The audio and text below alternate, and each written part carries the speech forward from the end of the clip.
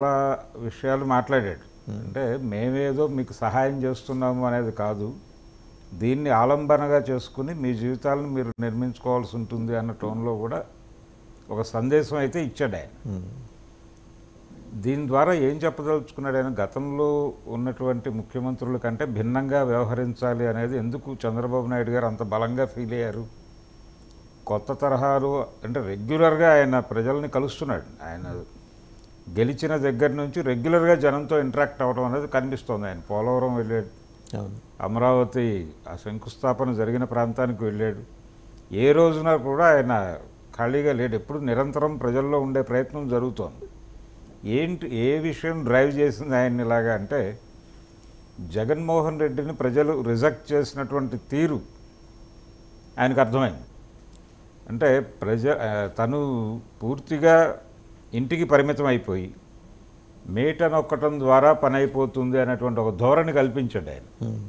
నేను మేట నొక్కుతున్నాను, డబ్బులు వెళ్ళిపోతున్నాయి, ఇంకేమిటి, నేను వాలంటీర్లు ఉన్నాం, ఇక మధ్యలో అన్ని వ్యవస్థలని బైపాస్ చేసేసి వ్యవహరించిన పద్ధతి ఇది ప్రధానంగా ఇబ్బంది పెట్టింది. ప్రజలతో రెగ్యులర్గా ఇంటరాక్ట్ అవ్వాలి అనేటువంటి విషయం చంద్రబాబు నాయుడు గారు గతంలో కూడా ఇలాంటి ప్రయత్నం చేశాడు. ఆయన మొదటిసారి ముఖ్యమంత్రి అయినప్పుడు జన్మభూమి కార్యక్రమం తీసుకుని ఆయన రోడ్ల మీదకి వచ్చి ప్రజల సమక్షంలోనే అధికారులతో మాట్లాడటం, ఎవరైనా తప్పు చేసినటువంటి అధికారి మీద అక్కడికక్కడే చర్యలు ప్రకటించడం కొంత విమర్శలకు దారితీసినప్పటికీ ఒక యాక్టివిటీ అయితే రెగ్యులర్గా జనం సమక్షంలో ముఖ్యమంత్రి ఒక యాక్టివిటీ అనేది ఫ్రమ్ ది బిగినింగ్ ఉంది ఆయనకి. ఆయన అది అలవాటు చేశాడు, ఆఫీసర్స్కి కూడా అలవాటు చేశాడు.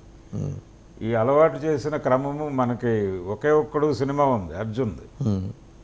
ఆ సినిమాలో ఆ షార్ట్స్ అంటే అర్జున్ ముఖ్యమంత్రిగా జనంలోకి వచ్చి అక్కడికక్కడ టైప్ చేసి ఆర్డర్లు ఇవ్వటం, ఇదంతా చంద్రబాబు నాయుడు ఇన్ఫ్లుయెన్స్తో ఆ సినిమా వచ్చిందని ఆ రోజుల్లో ప్రచారం. ఆ లెవెల్కి తీసుకెళ్ళాడు ఆయన. కాబట్టి ఇప్పుడు చాలా యాక్టివ్గా ఉన్నాడు, జనంతో చాలా ఓపెన్గా మాట్లాడుతున్నాడు ఆయన. ఇది రెండు తెలుగు రాష్ట్రాల ముఖ్యమంత్రుల్లోనూ కనిపిస్తోంది నాకు. ఇప్పుడు రేపు 6వ తారీఖున ఇద్దరు కలిసి కూర్చోబోతున్నారు. దీనికంటే ముందు మార్పు అనేది చంద్రబాబు నాయుడు దగ్గర మొదలుపెట్టాం మనం మాట్లాడుకోవటం. రేవంత్ రెడ్డి కూడా ఇక్కడ కేసీఆర్ గతంలో ఆయన టోటల్గా ప్రగతి భవన్కి పరిమితం అయిపోయి ఫామ్ హౌస్కి పరిమితం అయిపోయినటువంటి ఒక సందర్భం చూసాం మనం. ఆయన ఎప్పుడూ ప్రెస్ మీట్లు పెట్టే ప్రయత్నము చేయలేదు, ఎవరికి యాక్సెస్ కూడా ఇవ్వలేదు, చాలా తక్కువ మంది మాత్రమే కలుస్తూ ఉండేవారు. అయితే రేవంత్ రెడ్డి గెలిచిన క్షణం నుంచి ఆయన ఎవరింటికైనా వెళ్ళిపోతున్నాడు, వెళ్ళిపోయి మాట్లాడుతున్నాడు వాళ్ళతో, అలాగే మీడియా ముందుకు వచ్చి మాట్లాడేస్తున్నాడు. రెగ్యులర్గా ప్రెస్ మీట్లు జరుగుతున్నాయి. ఏ విషయమైనా మైకుల ముందుకు వచ్చి మాట్లాడటానికి ఆయన ఇబ్బంది పడటం లేదు.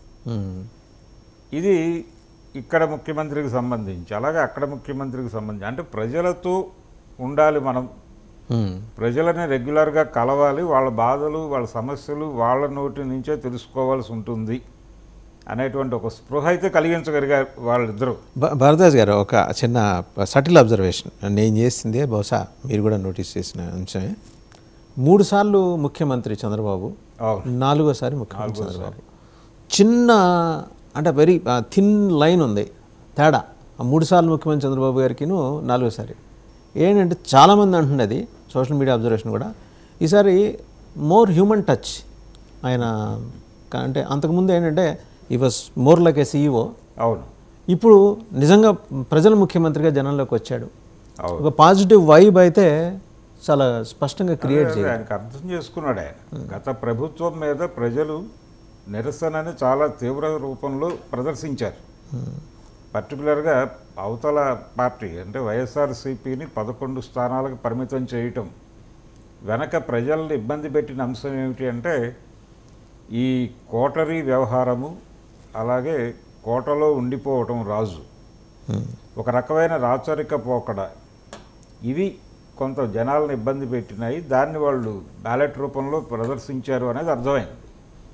అందుకని గతంలో కంటే కూడా, గతంలో ఇందాక నేను చెప్పినటువంటి జన్మభూమి కార్యక్రమాల్లో ఆయన ప్రజల ముందుకు వచ్చి అధికారుల మీద చర్యలు తీసుకునేటువంటి వ్యవహారం ఇదంతా కూడా అది మీరన్నట్టు సీఈఓ ధోరణిలోనే నడిచింది.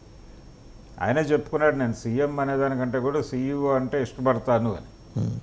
ఆ ధోరణిలో నడిచింది. ఇప్పుడు ధోరణిలో కొంత మానవీయత కనిపిస్తుంది.